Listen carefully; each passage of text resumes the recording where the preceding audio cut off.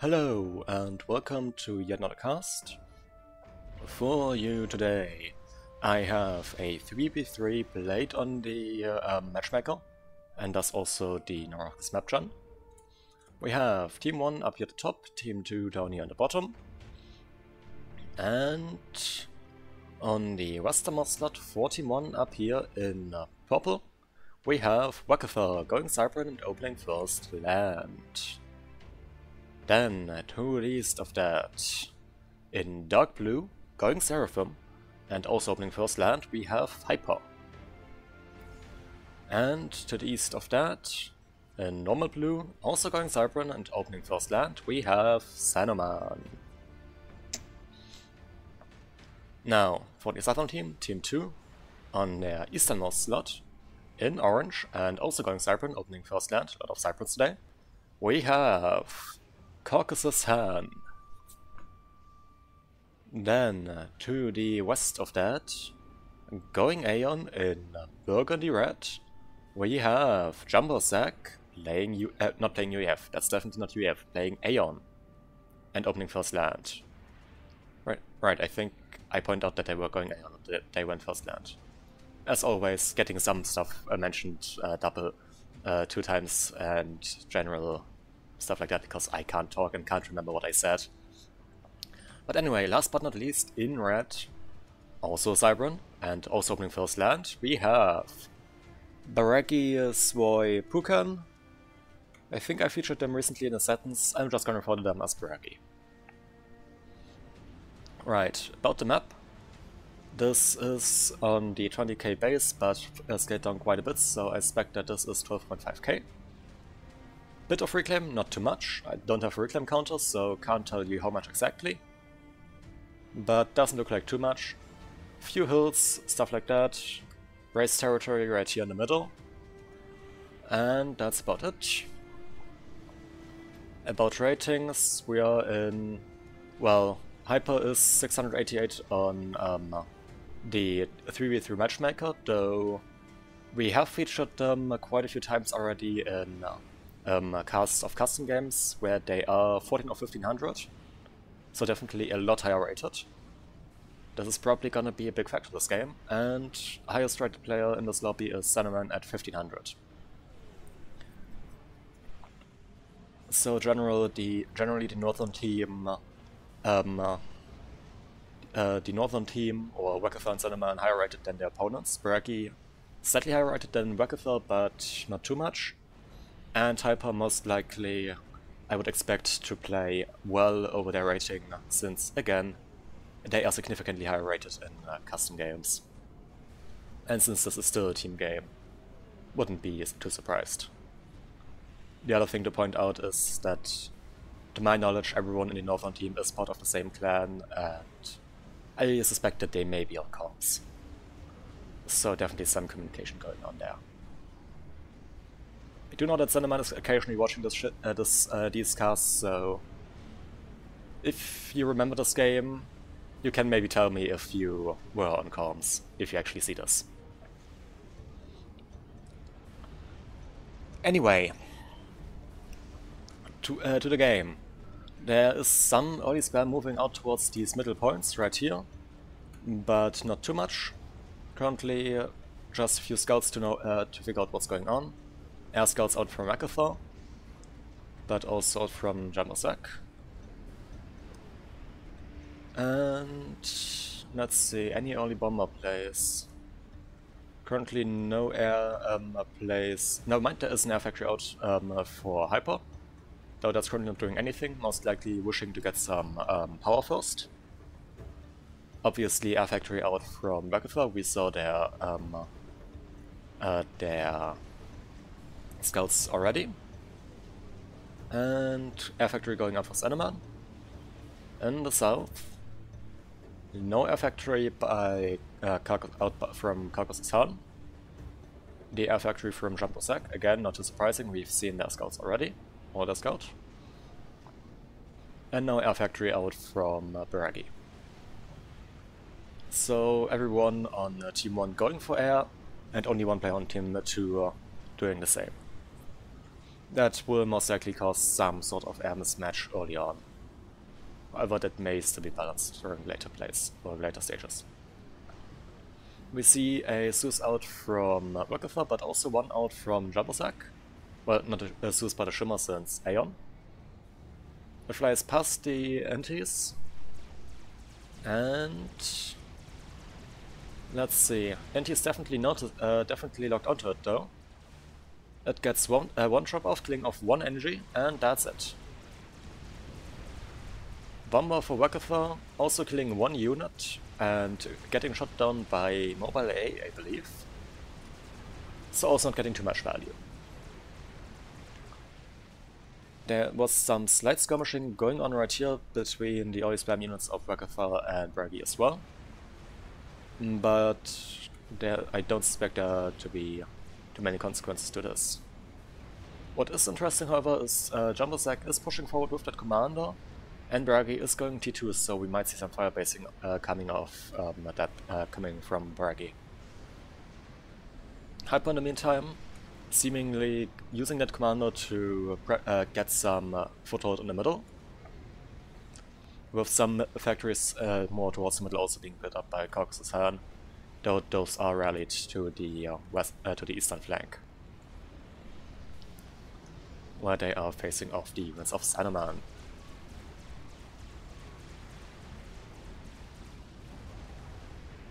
Small pushes going out here, picking off mechs, but nothing too influential right now.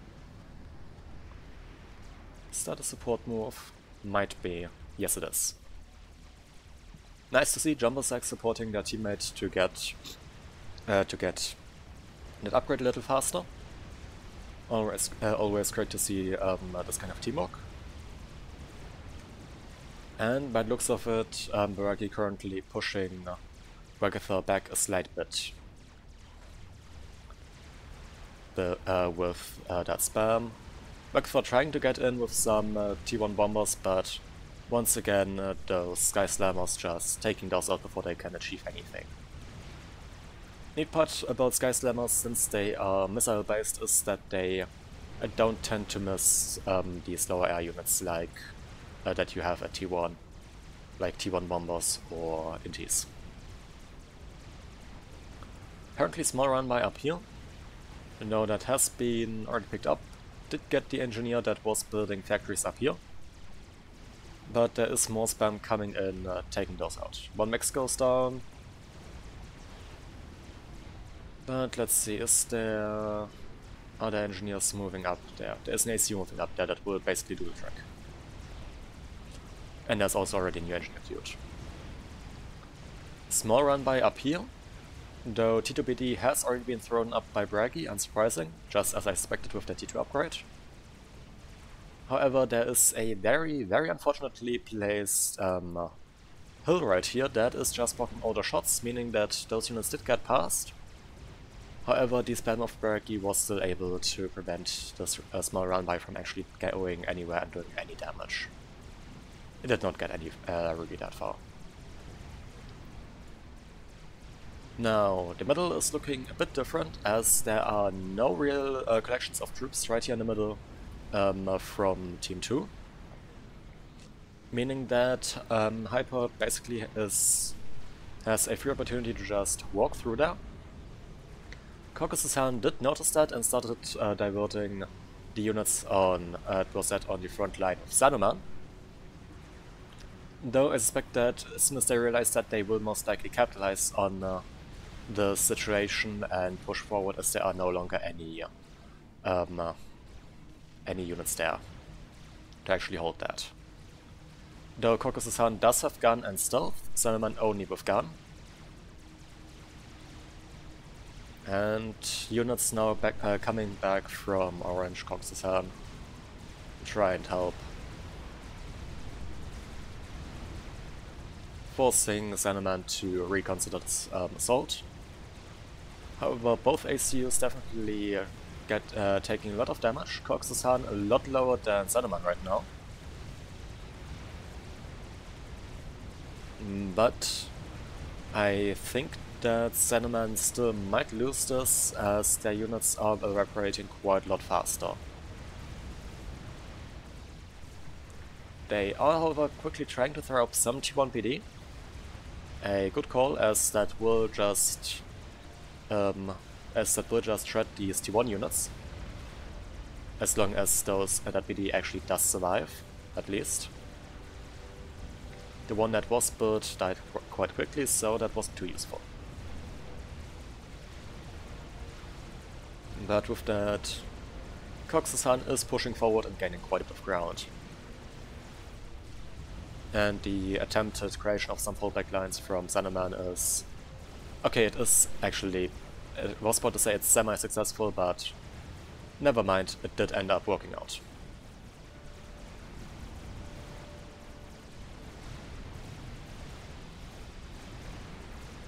Now, the front right here is quite empty, but once again there is the Cerberus.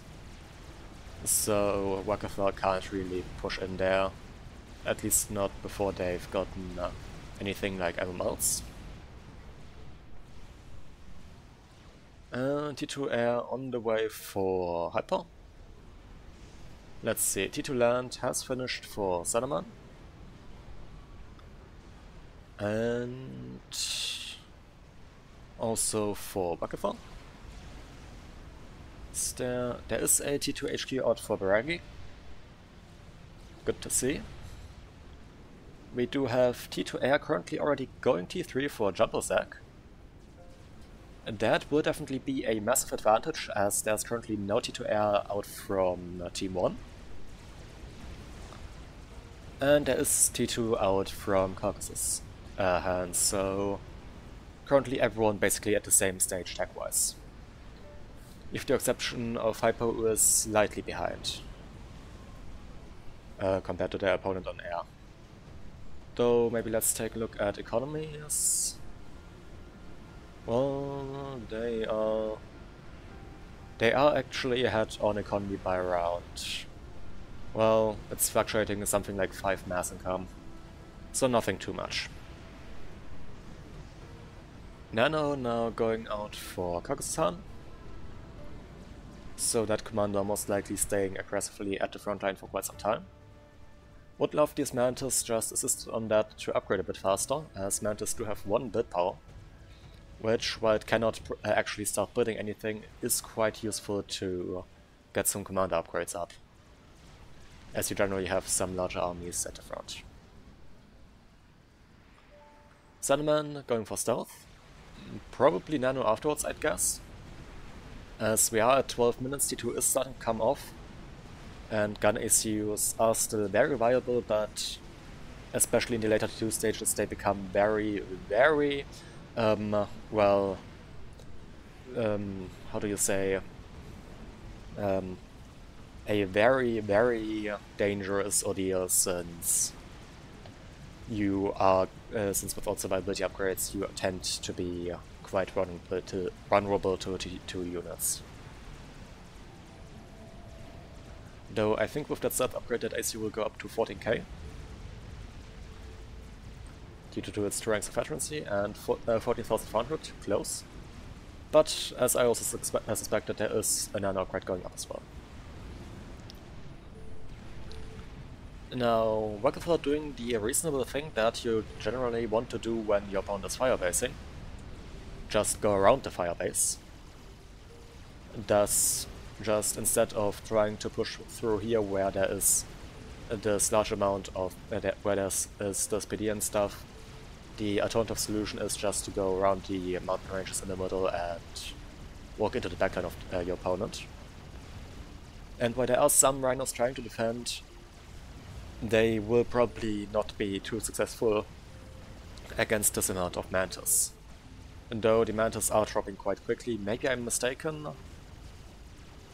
Yeah, I think I may be mistaken here. So once again, not quite correct there. T3 power out for Jumbo Zack, and there is now T3 Air also being built. Wakafar trying to get that P-Gen with T1 bombers, though since those are just T1 bombers, not too successful. Let's once again see how it's going up here, and T3 Air has just been finished by Hyper. so not too far behind. And the Hyper has managed to widen that mass advantage they had a bit earlier.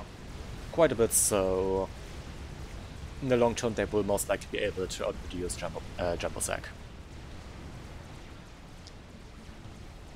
T2 Energy is now at the front line for Zanneman, also building up some PD, which are forcing Cox's-Han back a bit after they were trying to push, but some Oblivions built up from, well, that have been given over to Cox's-Han, but that I think originally came from Jumbo Sack, are now helping defend.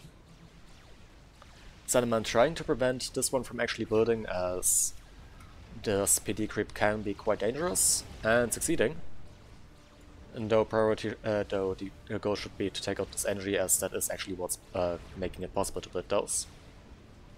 But at the same time, Zanneman is taking quite a lot of PD fire and shedding quite a bit of HP to that, as you tend to do when under fire from T2 PD. I think targeting on the AC right here is a big mistake. I think the target should really be this T2 energy that is split, and there goes the retarget onto that, so must have been correct somehow. Though, notably, Jumbo Sack using that early advantage on air and just quickly throwing up a Strat Bomber, utilizing the fact that there was no T3R out from Hyper. But those MTs managed to get in range of that, and they are getting in quite a bit of damage. That Strat does go down into the red after not killing too much, and it dies. So quick on the ball there, or quick reaction there from Team 1 to take that out, and actually being quite successful in that. Preventing a Strat Bomber from doing too much damage. ASF now out from Hyper as well, so the air game is pretty even at this point now.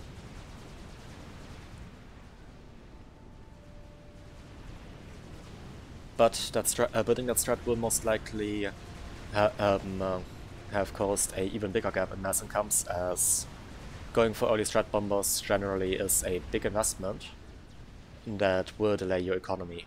That might have also been the reason that Jumbo actually did get that air factory up as early as they did, as they wanted to go for that strat bomber rush, for which you generally do delay your mass production and bank on doing as much damage as possible with that strat. However, in a situation like this game, or like what we've just seen, if that strat just gets shut down by intis, then it's really, really bad. That's kind of a gamble. Can pay off. In this game, well, it didn't. Now, slight push going on in the middle, with a mostly T2 force out from Meraki against primarily T1 out from Rekthar.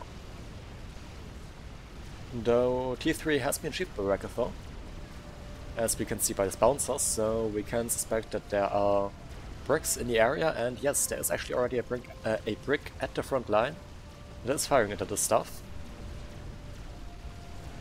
And, well, it is facing quite a lot of T2, so it will probably die, but in the longer term those can be super dangerous.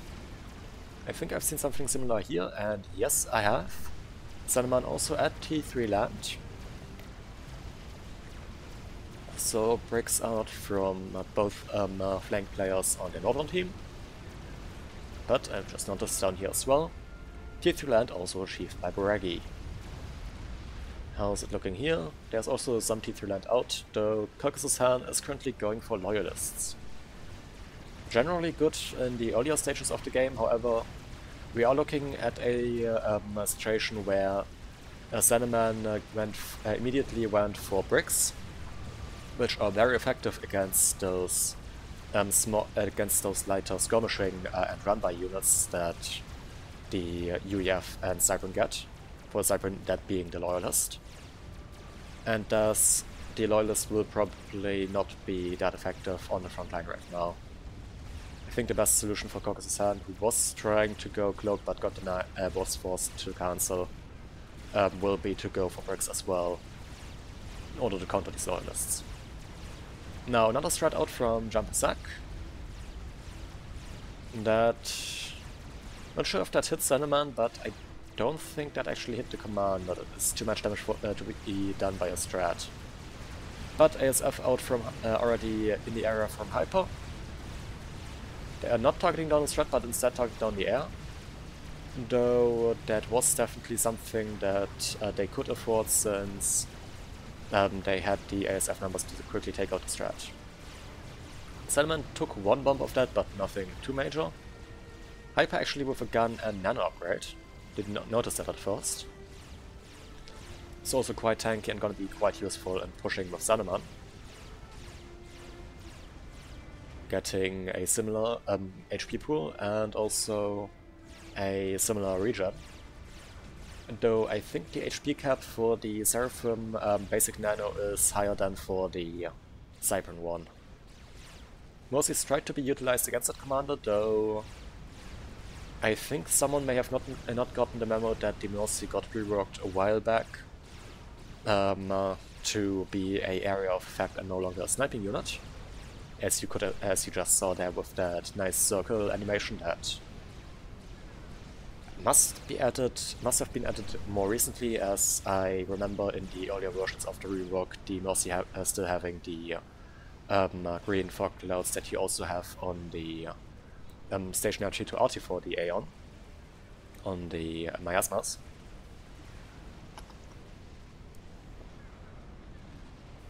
But due to that, not doing any major damage to the ACU. And never mind, the HP pool of both Nanos upgrades seems to be equal, both at 18,900 with 4 ranks of veterancy, though Zeneman at a higher regen. But fair enough, the Cybran don't get an advanced nano upgrade, unlike the Seraphim. Now Beragi airdropping some bricks into the area, trying to help the ally, and also apparently brick production now start from Caucasus-Han. Probably for the exact reason I already mentioned a bit earlier, that loyalists are just kinda countered by bricks. Bricks being the bricks and possibles being the counters to Titans and loyalists, to some extent. Though more of a soft counter if you go for mass Titan or mass loyalist, depending on your faction, in this case mass loyalist. Could probably still work out, but that goes for many things in this game. Now, game calming down a bit. We see a few units posturing right here. That may be a push coming out. Those are quite a few bricks. Those can be quite dangerous. Let's see if there's an experimental in the works. Sorry, I have a bit of a hiccup, if you can actually hear that. And there is an experimental under construction. A monkey load has been queued up. Well, okay, it's not under construction, but it is planned. Let's see, anything out from Zeneman? Not right now. Nope. No experimental coming from there at this moment. Let's do a quick count of air factories. We have 5 out from Hyper. Now let's look back here. We have 1, 2, 3, 4. Currently the 5th one going up for Jumper Sack, so Hyper currently up on air factory count. Both players also expanding their air crits, meaning that that will just get worse over time. And let's look at the experimental situation right here. Currently no experimental queued up for the 7th team. Let's see how their economies are doing. 710 for Team 1, 685 for Team 2. So, right, that just went up to 690s. And yeah, that's not too far, not too big of a difference, but it is still a notable difference of around 20 to 30 mass. I am now actually aware that Reclaim doesn't go into that, so I have no clue why that stuff still fluctuates. since, well, Reclaim at least shouldn't go into that. It just paves a bit weirdly, I guess. But Eco-wise, Wagotha leading the pack at 290, followed by Bragi at 280. And after that, the next one is Hyper at 245, followed by Xanaman. So everyone in the northern team out-ecoing their direct opponents, which is something that you really don't want to see if you want to win. Though, looks like, I think I saw the transports a bit earlier. There was a drop of few bricks down here, I believe. Didn't pay attention to that at the moment it happened. But these bricks and a bit of flag defending it from any air stuff have managed to run by killing off 6 maxes. I think all of them were at T2. And they are going to have tons of... Hello Korn, what are your 2 questions? While we just watch these bricks get even more max kills. Up to 7 now. Though the Monklord has finished, so they will be stopped. That will be the end of the small group trying to do their stuff. Wait. Because it's when I have time.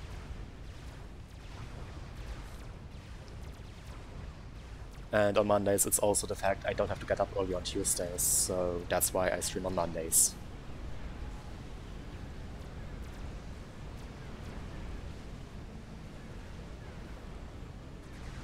Now that run by up there has been taken out. Alright, I decided that I wanted to do casts at some point. I started to enjoy it, so now I'm doing casts. Might be playing later in the stream. Might also be playing something else though, not too sure yet. Now, the Monklord up here is pushing down. Maxes are already queued up to rebuild, but that would have definitely affected that Massenkampf for Wagotha, who now is back down to 209 or 210. So that definitely did equalize the economies a bit more. Good night, Korn. Cinnamon also a bit experimental apparently. It's not a Monkey Lord. I think I've seen some arty down here. Yes, 2 Gunthers, which are just bombarding the position currently held by Cinnamon and Hyper, who is going for Gun Splash and has gotten advanced Nano. That commander definitely a force to be reckoned with. In the meantime, Cinnamon assisting that shield to keep it alive against that Artifier. Something that you can do is just have your build power assisting a shield. What that will do is, as soon as it takes, or if it takes damage, there will be the mass cost to basically just rebuild the shield from scratch, utilize to regen the health on the shield bar. So it is quite mass intensive. However, it is really effective when you want to defend an area, as that will just make it a lot harder for artillery or bombers and stuff like that to break through, meaning that you will be that you can, with a lot less shields, defend against stuff like Scathers, Maver, Salvation, or just general T3 arty. Or in this case, just T2 arty lobbing its ornaments. Ornaments? I have no idea. It's shells. Again, as I said many times before in previous casts, English isn't my first language, so if I confuse words that sound similar, I'm horribly sorry about that, but it will happen. I think it's ornaments. But once again, I could be wrong. Please do tell me. I'm always willing to learn.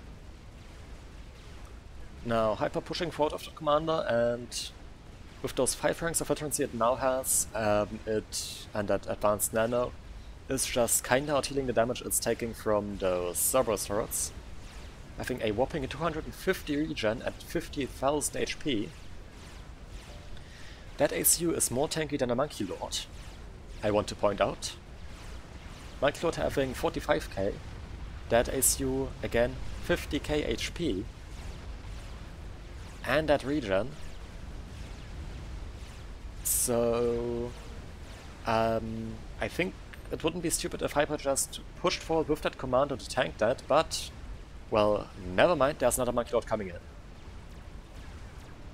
Though once again, it probably wouldn't be stupid to use that commander to just tank for this Monkey Lord. because it's more survivable. Which just feels ridiculous to say, but the Advanced Nano is really expensive, so it is still balanced. It's just... it feels ridiculous considering the fact that normally in late game the commander becomes very squishy.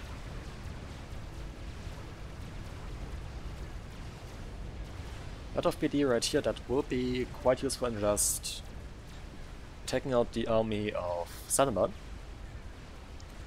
Though at the same time the an ACU can easily just overcharge quite a bit of that. Especially with that Splash and Advanced Nano.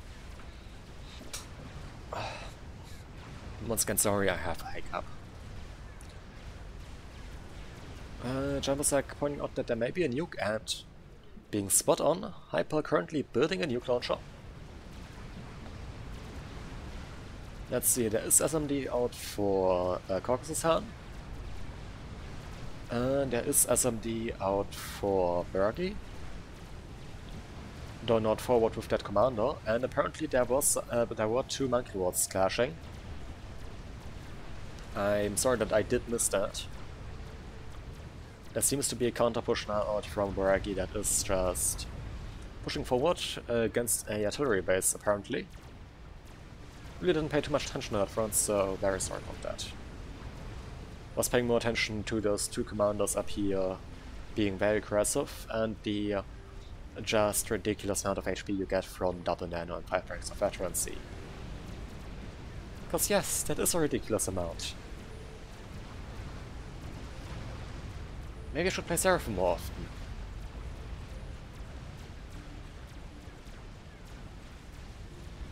Now that push from Bergi is actually quite successful. It did take out all the arty.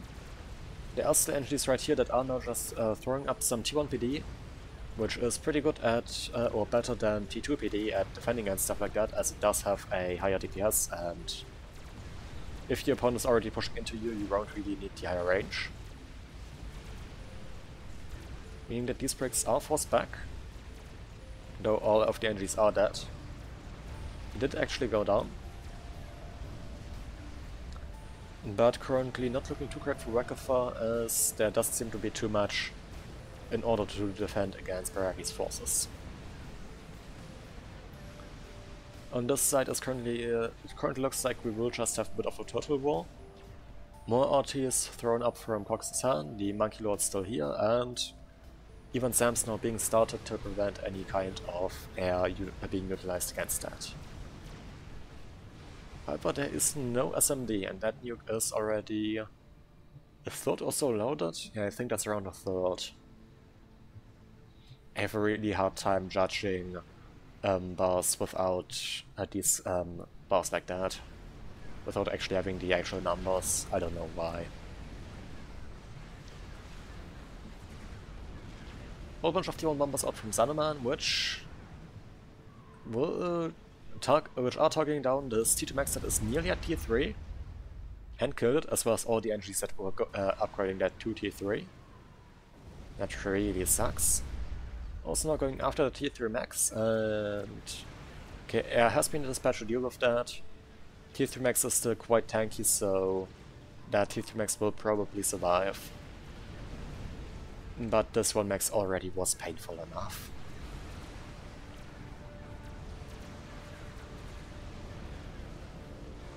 Megalith finished from Bergi.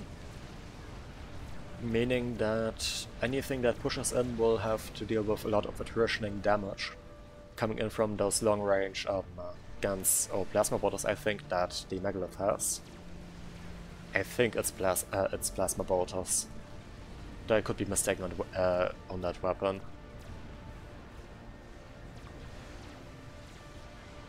The other problem with pushing against Megalith, of course, being the Megalith is super tanky with 110k HP base. Can just check if I am right on the weapon name. That commander is tier 3, so I can just check here, and the Bregman pack launcher, artillery. Okay, that's not it. Electron flag, it's proton cannons. Okay, never mind. The 4 proton cannons on this, which are just proving to be a real headache for Rakutha right now. Let's maybe do a short ASF count. We are looking at 140 out from Hyper against Jumbo Sack, also 140 out from Jumbo Sack. I think that's 149, so Hyper's slightly ahead, but not too big of a difference, not too much of a difference. Though on note of Hyper, that ACU is pulling back and is actually relocating to the front line of, or to the backline, most likely to defend on the side of Rakutha, who probably does need it a bit more. Megalith now out from Saneman as well.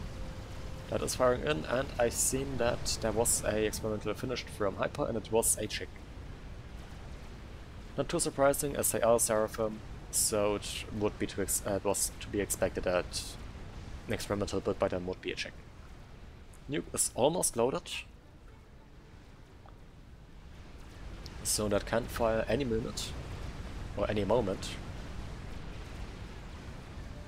And Megalith continuing to push in.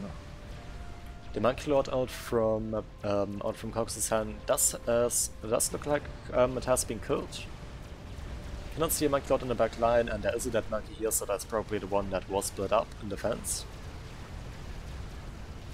And that the combination of Megalith, Monkey Lord, and those bricks will be really, really painful for Cox's hand, who currently is still mostly on T2. And while T2 is quite solid, it is really not effective against experimentals. Though a counter Megalith has been built up by Cox's hand. And that will be a bit of problem. Just lobbing the shells over the side of this cliff. But the Monkey Lord does look like it's moving up, so that could be a bit of an issue. This Megalith still pushing up, Monkey now coming in from Rakutha. Trying to move behind the Megalith. The Megalith not being able to fire backwards, as both cannons or both turrets are mounted in the front. But now stationed in a way that it can fire on the Monkey Lord, taking that out. Nuke has been fired and looks like it is going after Braggy. Jumbo Sack saying that they are loaded. However, there is no SMD up here in the front line. Braggy has not moved. Currently, apparently, going for an upgrade. Was paused, but was cloaking, but did go down to the nuke. They did have an SMD in their main base, so they were technically of that existence. But something I completely missed that will definitely be a bit of an issue. A disruptor has been built up by Braggy before they died, now gifted over to Jumbo Sack. And that will cause some attritioning damage over the longer ranges. Or some long-term damage there. Since, yeah, a lot of the main bases are not shielded at this moment. A chicken has started to fight somewhere. This Megalith up here going down, I guess to both Monkey and this Megalith, though a lot of damage has been taken. Air fight is going on and seems to be won by Jumbo Sack actually. Hyper losing this one. However, it was fought over a bunch of lag. And even some SAMs, so... And that is not too big of a surprise. Both Maclots that were on this side go down. The Maclots for both players. Meaning that right now there is one Maclith against no experimentals. And a whole bunch of strats out from Jumblesec who just won air superiority. And is already building a Saw.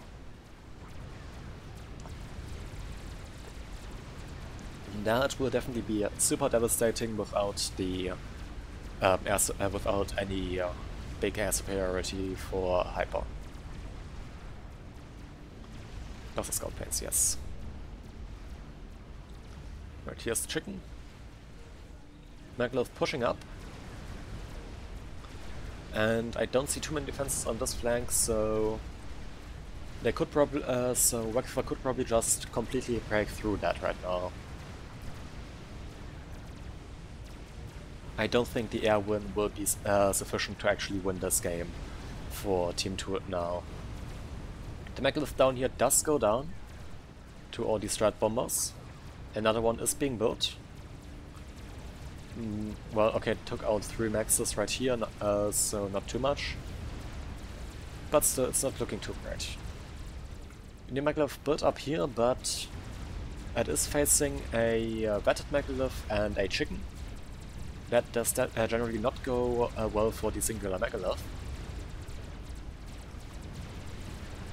Though there are some restorers out, but restorers not having too much or too great ground TPS. We will have to see how effective that will be. New experimental out from Hyper, it's not a chicken. Though artillery is now hitting that base, took out quite a few of these mass fabricators that were used to double cap these maxes. The Cybran RT Disruptor having some really high splash range to make up for the fact that it is a Cybran artillery and thus not able to hit the broadside of barn from the inside.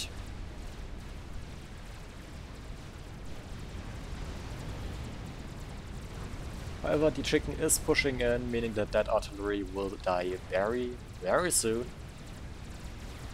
Lots of strats coming in, trying to take that out. Chicken not targeting down the artillery, I think that is a massive mistake. And guess I was mistaken, that chicken will just... that artillery will live for a bit longer. The Maclith for Wagfa also did die to this one. Maybe also to the strat bombers, as there is a bunch, since there is a lot of strat bombers.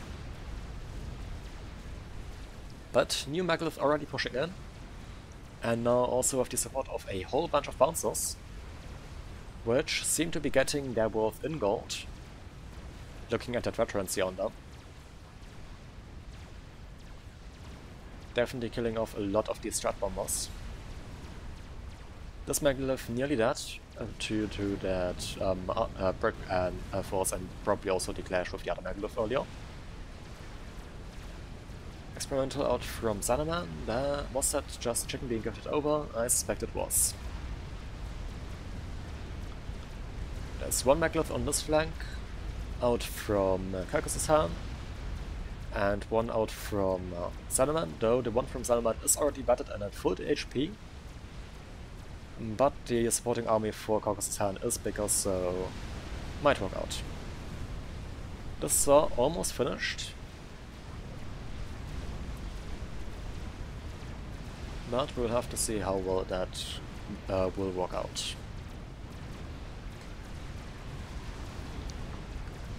Team 1 now 200 mass ahead. That mass gap definitely widening. So once again, not looking too great. Strat bombers tried to be utilized against this one Maclith, but mobile AA being brought in, just taking out all of these strat bombers. Another Maclith also coming in, meaning that this army doesn't stand too much of a chance. Now, big Restorer death stack put up by Jumbo Stack on this side. Utilized to defend. Currently 38, okay, down from 36 Restorers. Slowly dying to all this AA, but with this amount of Restorers you will actually have a quite decent experience in taking out ground targets. And also being basically impervious to any attempted air plays. Or any attempted air engagements against those, since Restorers have some amazing AA. They are called AA gunships for a reason.